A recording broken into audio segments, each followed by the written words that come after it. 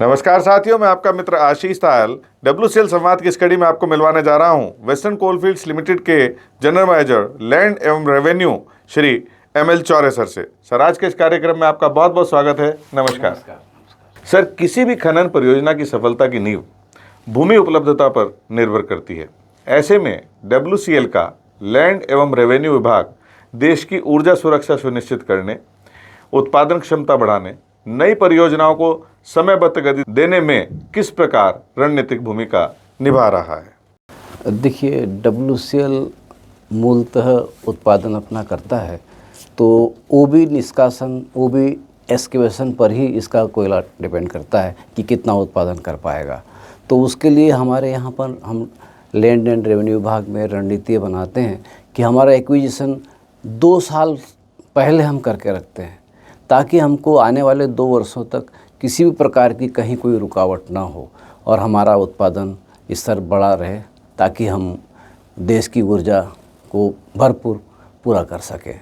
तो इसमें ऐसा रहता है कि जैसे एक्विजिशन के लिए हम पहले से प्लान करते हैं, क्योंकि हमको CMPDI से ये प्लान मिल जाता है कि हमको कितना कोयला निकालने के लिए कितनी ज़मीन का अधिग्रहण करना है। तो ये हम 2 साल पहले प्लान कर लेते हैं और इंडिविजुअल प्रोजेक्ट वाइज, जैसे प्रोजेक्ट वाइज में यह भी रहता है कि भाई कितने हमारे वहाँ पर गांव के प्रोजेक्ट अफेक्टेड फैमिलीज़ होंगे, कितना एरिया हमको लेना है और उसमें गवर्नमेंट लैंड कितनी है, टेनेंसी लैंड कितनी है, इवन फॉरेस्ट लैंड कितनी है।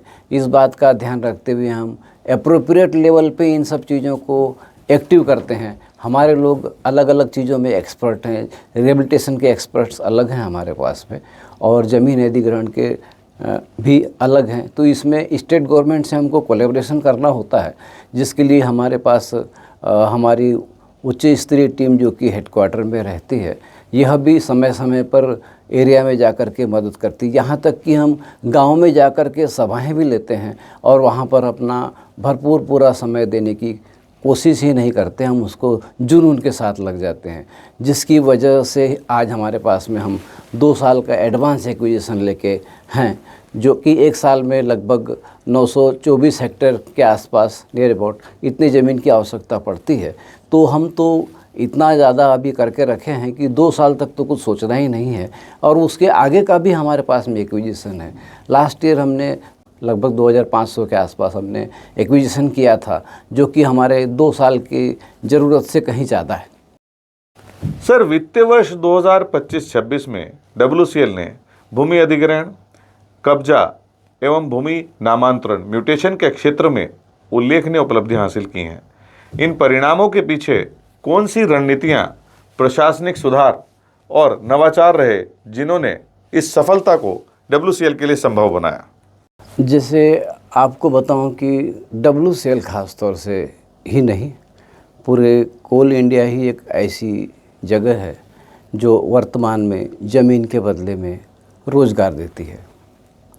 तो उस रोज़गार संबंधी बहुत सारे ऐसे प्रकरण रहते हैं जिसमें कि गांव वालों से कोलैबोरेशन करके, वहाँ की प्रशासनिक पद्धति से कोलैबोरेशन करके, स्टेट गवर्नमेंट की प्रशासनिक सेवाओं का लाभ ले करके, और जो प्रशासनिक अधिकारी होते हैं उन सब का लाभ ले करके समय समय पर अलग अलग प्रकार की मीटिंग करके यह सब हमको इस्टेब्लिश करना पड़ता है कि हमको क्या क्या करना पड़ेगा।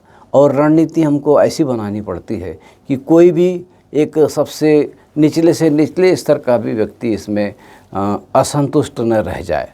यह हमारी रणनीति रहती है, और सभी लोग हमारे पास इस प्रकार के एक्सपर्ट हैं। हम बराबर से लोगों के पास जाकर के बात करते हैं, उनके जो ज़मीन उनके नाम पर जो उपलब्ध रहती है उनको प्रशासनिक रिकॉर्ड से और उनके द्वारा बताए हुए तरीक़ों से भी हम इसको हल करने की कोशिश करते हैं और हल करते हैं। इसलिए यह हमारे लिए बहुत अच्छा हमारे पास में रिस्पांस आता है लोगों का कि हम इस WCL को ही नहीं, पूरे देश को हम सेवा कर सकें। सर, WCL ने Maharashtra remote sensing application centre MRSEC के साथ साझेदारी कर डिजिटल तकनीक, जीआईएस एवं रिमोट सेंसिंग जैसे नवाचारों का उपयोग कर भूमि अधिग्रहण प्रक्रिया में पारदर्शिता और गति को किस प्रकार मजबूत किया है? वर्तमान समय डिजिटल युग है।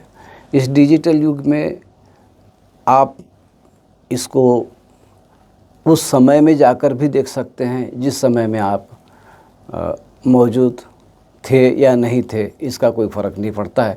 आप बैक पीछे जाकर के भी इसको देख सकते हैं कि वास्तव में उस भूमि पर क्या था, क्या नहीं था।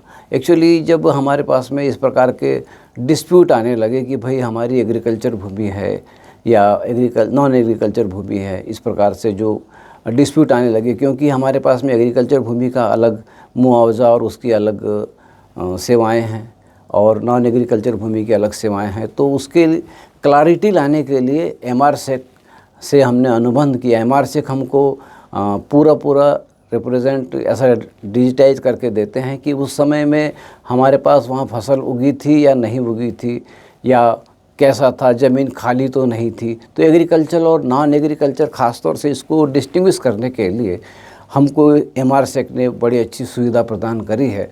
ये हमारे देश में इस महाराष्ट्र सरकार की इस डिजिटल पद्धति का हम उपयोग करते हैं और इसमें हमारे पास बहुत सारे लोग संतुष्ट भी हैं। बहुत कुछ चीज़ें ऐसी भी होती है कि सब कुछ होते हुए भी वह व्यक्ति बता नहीं पाता या फिर कहीं पर कुछ रिकॉर्ड में थोड़ी त्रुटि रहती है, तो हम उसको एमआरसेक से चेक करते हैं और उसको सीक्वेंस में ला करके उसको जो लाभ मिलना चाहिए उन पैप्स को हम इसका लाभ देते हैं। इस प्रकार से एमआरसेक हमारे लिए बहुत आवश्यक है और बहुत ही मजबूत एक सिस्टम हमारे पास है। इससे पारदर्शिता बढ़ी है और लोगों में विश्वास जगा है कि हम लोगों को सही मुआवजा या उसको जो सही लाभ मिलना चाहिए उसको हम दे पा रहे हैं। सर, भूमि अधिग्रहण केवल प्रशासनिक प्रक्रिया नहीं बल्कि सामाजिक विश्वास और मानवीय संवेदनाओं से भी जुड़ा विषय है। पुनर्वास एवं पुनर्स्थापन, R&R, रोजगार, मुआवजा तथा समुदायों के साथ संवाद के माध्यम से WCL किस प्रकार विकास और सामाजिक उत्तरदायित्व के बीच संतुलन स्थापित कर रहा है? जब हम किसी गांव को रिहेबिलिटेट करते हैं, किसी दूसरे जगह में ले जा कर के उनको स्थापित करना है, एक कुल देखा जाए तो एक नया गांव हमको इस्टेब्लिश करना है, तो वहाँ पर 18 प्रकार की सेवाएं दी जाती है, जिसमें स्कूल भवन, सामुदायिक भवन, रोड, रास्ते, पीने के पानी के लिए टंकियाँ, उसकी सुविधाएं, सोर्स को पैदा करना और सब जगह एकदम साफ़ सुथरी रोड, उसके लिए व्यवस्था, जगह जगह जहाँ पानी ड्रेन होने के लिए व्यवस्था और भी इस प्रकार की और अन्य सुविधाएं हैं वह दी जाती है। और उसमें गांव के लोगों को सम्मिलित किया जाता है, उनके रिप्रेजेंटेटिव लोगों को सम्मिलित किया जाता है और उन्हीं के अनुसार वह उनके सामने लॉटरी पद्धति से या जैसा वो और उचित समझते हैं वैसा उनके अनुसार वहाँ पर प्लॉट दे करके उनको बसाया जाता है, ताकि उनको जो पुराना गांव छोड़ रहे हैं उसकी कहीं भी यह फीलिंग ना हो कि नहीं हम कहीं अनजान जगह में आ गए हैं या हमारे पास सब अपरिचित लोग हैं और हम यहाँ पर कैसे एडजस्ट करेंगे। इस भावना को बड़ा ध्यान रखा जाता है ताकि उनके ये बात में कभी ना रहे कि हमने अपना गांव छोड़ा है, बल्कि उससे भी बेहतर देने की कोशिश करते हैं। एक्चुअली जहाँ कहीं भी प्रोजेक्ट रहता है हमारा, उसके आसपास के लगभग 25 किलोमीटर तक के जो भी गांव हैं वो चाहे इससे प्रभावित होते हों या ना होते हों, तो भी WCL इसमें नए नए प्रकार के काम करती हैं। जैसे कि वहाँ के युवा बेरोज़गारों के लिए अलग अलग प्रकार की ट्रेनिंग देती है WCL, ताकि उनका विकास हो सके और वो चाहे तो अपने किसी और अन्य रोज़गार में जा सके, कुल मिला के उनका उत्थान हो सके।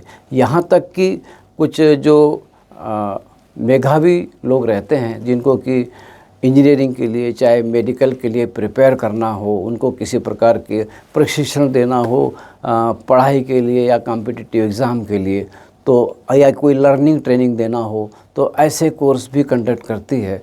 WCL की यह एक ख़ास बात है जो कि आसपास के सभी लोगों को पसंद आती है। यहाँ तक कि मैंने तो यह भी देखा है कि गांव के लोग खुद अप्रोच करते हैं कि सर मेरे पास में ऐसा ऐसा है और हमारे पास में विद्यार्थी हैं, हमको पढ़ाने के लिए हमको चाहिए, ज़रूरत है, ऐसी पेशकश करते हैं और उनकी पेशकश का हम स्वागत करते हुए इस प्रकार के कार्यक्रमों में हम उनको सम्मिलित करते हैं।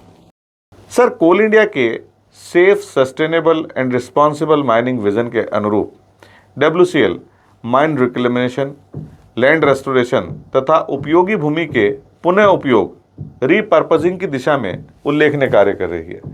Solar energy, pump storage projects, green ammonia तथा अन्य बिजनेस डेवलपमेंट परियोजनाओं के लिए भूमि प्रबंधन की हमारे पास क्या रणनीति है? रीपर्पजिंग ऑफ लैंड मतलब ये होता है कि माइन में हमने जो पहले ज़मीन माइन के लिए, प्रोजेक्ट के लिए अधिग्रहित करी थी, उस ज़मीन का हमारा कोयला निकलने के बाद में उस माइन को एज इट इज़, जगह को एज इट इज़ करके उसको प्लॉट बनाया जाता है और वह प्लॉट में फिर अपन रिपर्पसिंग के साधन जैसे कि सोलर इस्तेमाल करना, PSP इस्तेमाल करना और भी अन्य प्रोजेक्ट जैसे कि मछली पालन हो सकता है और भी बहुत से काम हो सकता है, ब्यूटिफिकेशन हो सकता है, गार्डनिंग के लिए बहुत बड़ा ऐसा प्रोजेक्ट बनाया जा सकता है जहाँ पर कि सैर करने के लिए लोग आते हैं। तो इस प्रकार माइन को रिक्लेमेशन करके पूरा कंप्लीट प्रोजेक्ट को करके इसको अपन इस ज़मीन को हम उपयोग में लाते हैं। This is repurposing. लगभग 1400 हेक्टेयर ज़मीन हमारी इन विभिन्न कामों के लिए दी गई है जिस पे काम चल रहा है। यहाँ सोलर प्रोजेक्ट्स के लिए बताना आवश्यक है कि सोलर प्रोजेक्ट इसमें पेंच एरिया में जमुनिया में एक अच्छी ज़मीन है, वहाँ पर हमारा सोलर प्रोजेक्ट शुरू हो चुका है और अच्छा खासा योगदान दे रहा है। दूसरी बात आपने इसमें एक अच्छी कही कि पंप स्टोरेज, PSP प्रोजेक्ट्स इसको बोलते हैं, पंप स्टोरेज प्रोजेक्ट्स। यह प्रोजेक्ट जब कोल इंडिया में आया इनिशियली तो WCL एक ऐसी जगह है जिस पे इसको सिलेक्ट किया गया और ये पंप प्रोजेक्ट भी हमारे WCL में 2 जगह ऐसी चुनी गई है जहाँ पर इसकी बात चल रही है। और इस पंप प्रोजेक्ट में क्या होता है कि एक्चुअली बिजली जनरेट की जाती है और उस बिजली को हम ग्रिड में जोड़ देते हैं तो हमको फ़ायदा मिलता है और उसी पानी से पंप चला करके पानी को ऊपर अपलिफ्ट किया जाता है और वही पानी नीचे आता है जो बिजली जनरेट करता है। तो ऐसे कुछ समय चुना जाता है जिस समय में कि हमको बिजली का खर्चा कम होता हो, उस दौरान हम पानी को अपलिफ्ट करते हैं और जब हमको बिजली जनरेट करना होता है तो पानी को डाउन लाते हैं। ये एक बहुत अच्छी पद्धति और यहाँ पर WCL में ही इसका हम उपयोग करने जा रहे हैं। यह इस प्रकार से हमने अमोनिया प्रोजेक्ट के लिए भी यहाँ पर ज़मीन उपलब्ध कराई है। तो जो ज़मीन माइन ख़त्म होने के बाद में हम उसको रिक्लेम करके एज इट इज़ करते हैं और उसके बाद में यह ज़मीन इस प्रकार के रिपर्पसिंग प्रोजेक्ट्स के लिए काम लाई जाती है। तो यह एक बहुत अच्छा है। यहाँ पर नागपुर एरिया में सावनेर के पास में एक बहुत सुंदर गार्डन बनाया गया है, वहाँ पर लोग अलग अलग जगह से देखने के लिए जाते हैं और भ्रमण करने आते हैं। तो इस प्रकार की बहुत सारी उल्लेखनीय इस रिपर्पसिंग प्रोजेक्ट के माध्यम से हम लोग यहाँ WCL में करते हैं। सर, हाल ही में WCL ने क्लैम पोर्टल के माध्यम से CBA एक्ट के अंतर्गत अधिसूचना प्रक्रिया में अग्रणी भूमिका निभाई है तथा कोल इंडिया स्तर पर लैंड एक्विजिशन एंड रिहेबिलिटेशन में प्रथम पुरस्कार भी प्राप्त किया है। इन उपलब्धियों का WCL की कार्य संस्कृति और भविष्य की परियोजना पर क्या प्रभाव पड़ेगा?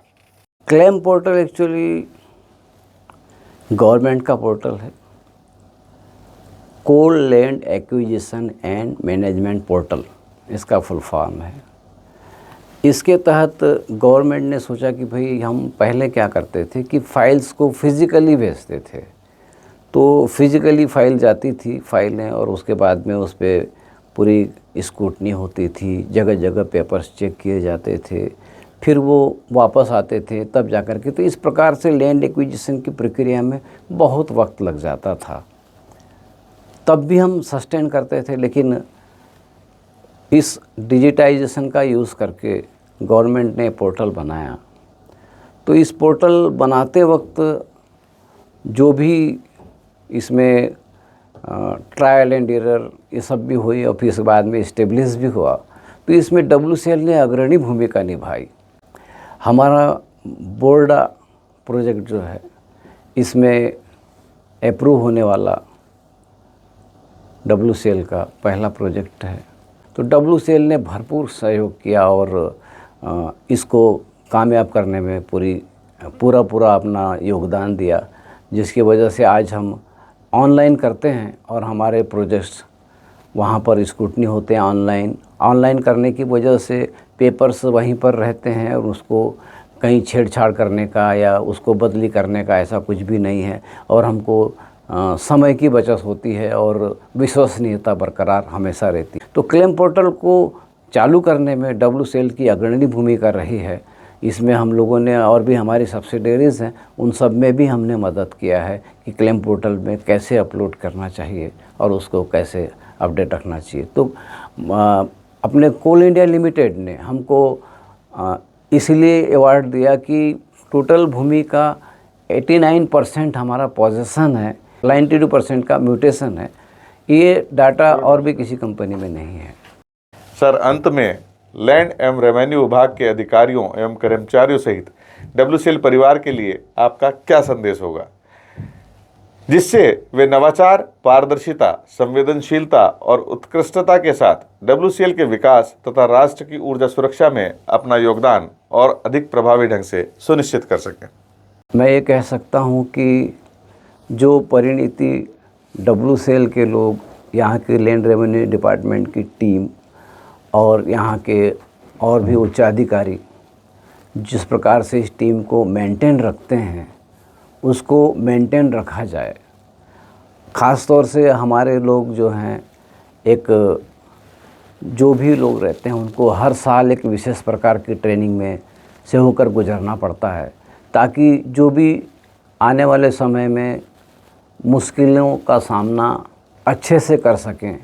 ऐसा हर साल हम प्रत्येक व्यक्ति को ध्यान दे करके ट्रेन करते रहते हैं। समय के अनुरूप जो भी आवश्यकता है उनके लिए उचित उनका मार्गदर्शन हमारे उच्चाधिकारियों द्वारा और अलग अलग प्रशिक्षण केंद्रों में इनको दिया जाता है। इस चीज़ को बरकरार रखना होगा ताकि WCL को कभी भी ऐसा ना होना पड़े कि हमारे पास में लैंड नहीं है, नहीं तो हम ऐसा बेहतर प्रोजेक्ट और कर लेते। ऐसी नौबत कभी नहीं आएगी। इस प्रकार की टीम भावना हमारे बीच, हमारे लैंड रेवेन्यू के डिपार्टमेंट के लोगों के बीच में है। इसको कायम रखना होगा। यही मेरा आप सब लोगों से निवेदन रहेगा। सर, आज के इस कार्यक्रम में आप हमारे साथ उपस्थित हुए, आपने बहुत ही महत्वपूर्ण जानकारी हमारे कोयला परिवार के साथ साझा की। इसके लिए हम आपका धन्यवाद करते हैं। नमस्कार। नमस्कार। साथियों, WCL संवाद कार्यक्रम को आपने खूब सराहा, ढेर सारा प्यार दिया। इस कार्यक्रम को और अच्छा बनाने के लिए हम आपके सुझाव निरंतर आमंत्रित करते हैं। नमस्कार।